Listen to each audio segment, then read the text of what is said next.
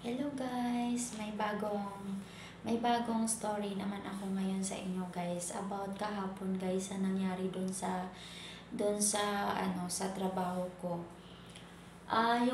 Yung kasama ko na CCTV control guys. Yung kasama ko na CCTV control, nagrobing siya sa loob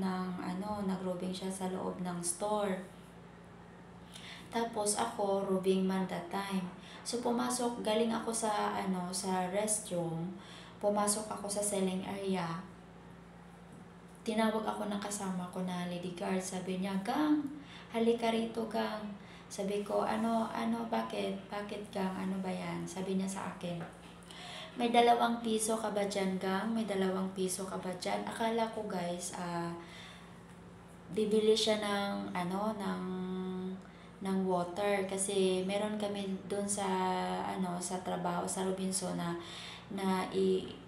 yung coins na water ba, lagyan mo lang ng piso tapos may lalabas na tubig. Akala ko kung bibili siya ng water.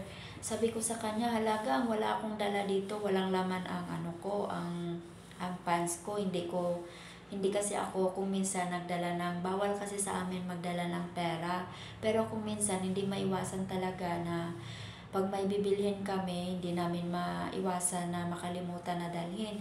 So pag ganun ko, walang coins sa pants ko. So sabi ko sa kanya, "Bakit, Gang? Ano gagawin mo sa 2 piso?" Sabi niya sa akin, "Ito, Gang, yung 2 bata." Yung 2 bata guys, puro babae. Siguro nasa 5 years old yung isa nasa 3 years old. Bibili daw sila guys ng pineapple juice. Inutusan daw sila ng mama nila na bumili ng pineapple juice. Ang amount ng pineapple juice, yung sa sachet lang guys, yung maliit lang, is 21 pesos. 21 pesos yung amount ng pineapple juice. So sabi ko, bakit, Gang? Kulang daw, kulang 2 piso. Kulang piso lang yun, 1 peso lang ang kulang sa mga bata. Hindi sila makabili kasi naghanap yung kasama ko na lady guard na may amount na 20 pesos lang ba na juice. Wala, as in 21 pesos talaga. So sabi ko hindi ko talaga matiis guys na hindi makabili yung 2 bata ng juice guys. Naawa talaga ako. So naawa ako sa mga bata guys na hindi sila, kasi puro coins yung tiningnan ko, yung nakaganon yung bata. Puro coins yung mga pisoson yung laman ng kamay niya. Puro coins, 1 peso. Ginano ng bata.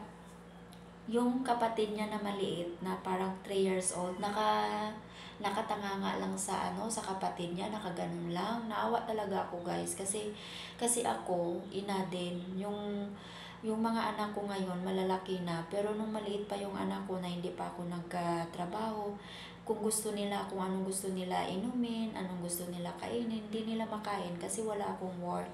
Taga-alaga lang ako sa kanila. So nalilit ko talaga nung maliit pa yung mga anak ko guys. Sabi ko, wala, kawawa naman pag hindi ko to mabigyan, kulang yung pera nila. As a lady guard, bawal kami magbigay ng pera dyan sa loob ng selling area. Bawal. As in, bawal. 100% alam namin yan guys. Pero yung kasama ko na lady guard, naawa din sa 2 bata.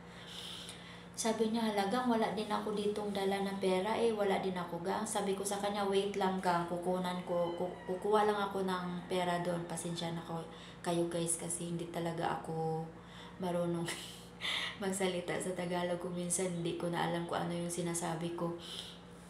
Ilongga kasi ako guys. So sabi ko sa kasama ko na lady guard, sabi ko, "Gang, wait lang, Gang, i-hold mo muna yung 2 bata, bantayan mo muna sila dito kasi kukuha lang ako ng pera doon sa locker ko kasi naka-locker yung wallet namin guys sa trabaho ko." Sabi ko sa kasama ko, "Wait lang, Gang, bantayan mo muna sila ditong 2 na hindi aalis kasi kukuha lang ako ng pera." Kasi 'di ba guys, 1 peso lang naman ang kulang sa pera nila kasi yung pera nila is 20. Yung juice na bibilhin is 21 pesos. So, hindi talaga yan kasya kasi sa counter, hindi yan i-accept ng mga cashier pag kulang yung pera ng customer kasi hindi yan pwede. So, nagkuha talaga ako ng pera dun sa locker ko, guys. Dalawa, sinobrahan ko na, guys. Sabi ko baka kulang pa yung pera nila. So, instead na 1 piso lang yung dalhin ko, kasi sabi ng kasama ko, 1 piso lang daw, 1 piso lang daw ang kulang. Sabi ko, 2 piso na lang ang dalhin ko, baka mali lang yung bilang ng mga bata at saka hindi pa rin sila makabili. So, 2 piso yung binigay ko sa kanila. O sabi ko, ito, para makabili na kayo ng Diyos. 2 piso yung idagdag ko. Tapos, yun, binilang ulit yung pera nila. Saktong-sakto talaga, guys, na kumuha ko, nagdala ako ng 2 piso. Kasi 2 piso talaga ang kulang sa pera nila para makabili sila ng juice. So, alam nyo, guys, napakasaya ko talaga kahit 2 piso lang yung binigay ko sa mga bata. Kasi guys, tinago lang namin ng kasama ko na lady guard. Kasi pag nakita kami ng officer namin, mapagalitan talaga kami kasi bawal yan na okay lang na magbigay kami sa labas lang ng store, hindi sa loob. So, sa kahapon, guys, kahit 2 piso lang yan ang naitulong ko sa 2 bata, napakasaya ko na talaga, guys, na nang dahil sa 2 piso ko, nabili ng mga bata ang gusto nila na inumin. Kasi feel ko talaga, guys, na gusto nila mag-inom ng juice. Sabi ko, wala talaga, gang, hindi sila makabili kasi kulang yung pera nila. Sige, kukuha na ako, gang. Kahit medyo malayo pa yung locker namin, kailangan ko pa lumabas, guys. Papunta ng vanity. Andun kasi sa vanity yung mga locker namin. Tumakbo talaga ako, guys, para lang makabili ang 2 bata ng juice. Kaya masaya ako kahit papano sa 2 piso lang. Malaki, para sa akin malaki na yun. Malaki na ang napasaya ko na yung 2 bata. Napasaya, sabi ng 2 bata, kahit 3 years old pa yung isa, thank you, tita. Yung kapatid niya na matanda na maybe mga 5 years old, tita, maraming salamat, makabili na kami ng Diyos. Okay, you're welcome. Sige, punta na kayo dun sa sa counter, bayaran nyo na yung juice. So, sobrang saya ko, guys. So, ako guys, i-share ko lang sa inyo, pag may mga pulupi na matatanda, na mga bata na humingi ng tulong, binibigyan ko talaga yan, guys, kahit maliit na amount lang. Nung kumain na kami nung nakaraang araw dun sa McDonald's, kasama ko yung 2 kong anak, ginagano ng lalaki yung inumin ng anak ko na juice. Sabi niya, hihingi daw siya ng mainom. Sabi ko sa anak ko, hindi mo na ubusin yan, dad, ibigay mo sa kanya, dad, kasi hinihingi niya. Sabi ng anak ko, hala nanay, gusto ko pa mag-inom. Yung isa kong anak, 2 kasi sila, sabi ko, kasi malaki yung soft drinks, yung cup. Sabi ko sa kanya, ibigay mo na lang yun sa kanya kasi palagi naman kayo nag-inom ng soft drinks, palagi naman kayo nag-inom ng juice. Sabi ko, ibigay mo na lang sa kanya, Yeng. Tapos yun, naawa din yung pangalawa kong anak, binigay niya sa bata na lalaki. So, tayo, guys, na mga Filipino, makabigay tayo ng tulong kahit konti lang sa ating kapwa-tao. So, napakalaking tulong na yan, napakalaking blessings na yan sa kanila.